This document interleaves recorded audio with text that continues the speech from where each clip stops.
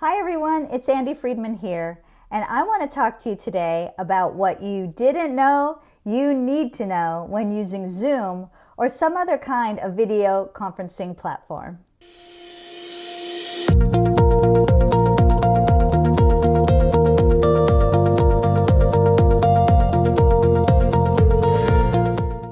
Your appearance matters, and I'm not talking about how beautiful you are.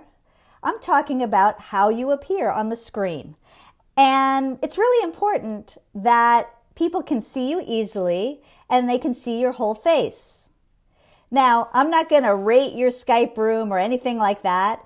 In fact, I saw that guy interviewed and I thought his Skype room wasn't that great.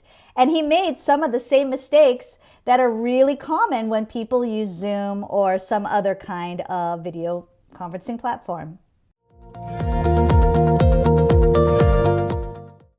There are four main mistakes that people make: lighting, head position, camera position, and audio. Let's talk about lighting. Now, looking at me right now, you can see my face is completely illuminated. And I don't have any fancy lighting, not one of those lighting rings or anything like that. All I have is a window in front of me.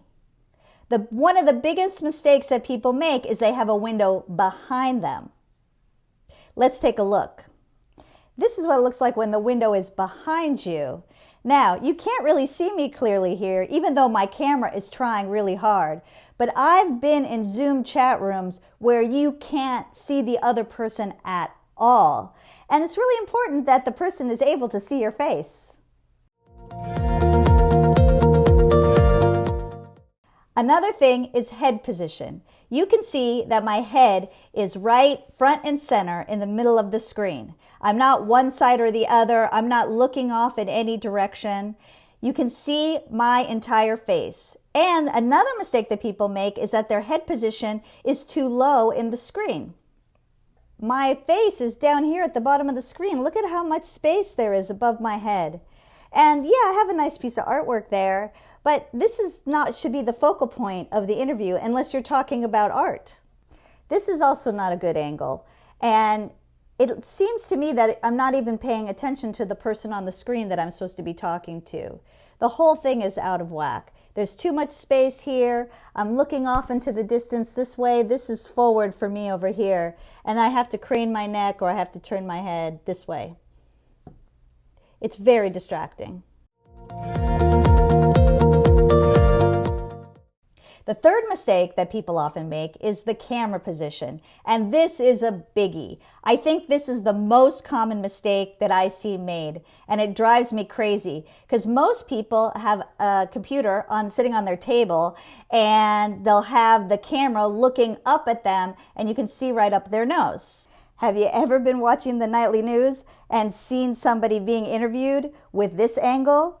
This is not a good angle. Oh, look how many chins I have. And you really want to see up my nose? I don't think so. This angle, which is not terrible and a little less common of a problem, is still not good. The most important thing is that the camera should be approximately eye level. And in order to achieve that, you may need some big thick books or some sort of tray table or something to get the camera approximately at eye level so your eyes are almost in the center of the screen. Mistake number 4 is audio. And as you can see, I'm wearing earbuds, and these are just simple iPhone earbuds. You can use the fancy telemarketer headsets if you want, and anything in between. It doesn't matter as long as you're plugged into your port or you're doing a Bluetooth with headsets.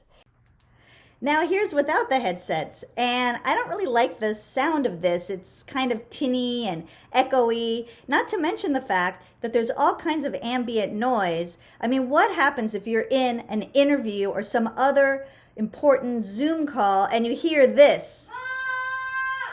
That is not good. That is really distracting and it can be a really big problem. And there's all kinds of noises happening around my house. So one thing I don't want to do is be distracted by any ambient noise. So there you have it. The 4 common mistakes are easy to remedy. You don't need to spend any extra money. You don't need any special equipment. All you need to do is a few small tweaks to put your best face forward on any video conferencing platform. I hope you really enjoyed this video. I hope you find it helpful. And if you want, reach out to me on my Facebook page and leave me a comment or personal message me or whatever you want to do. Let me know.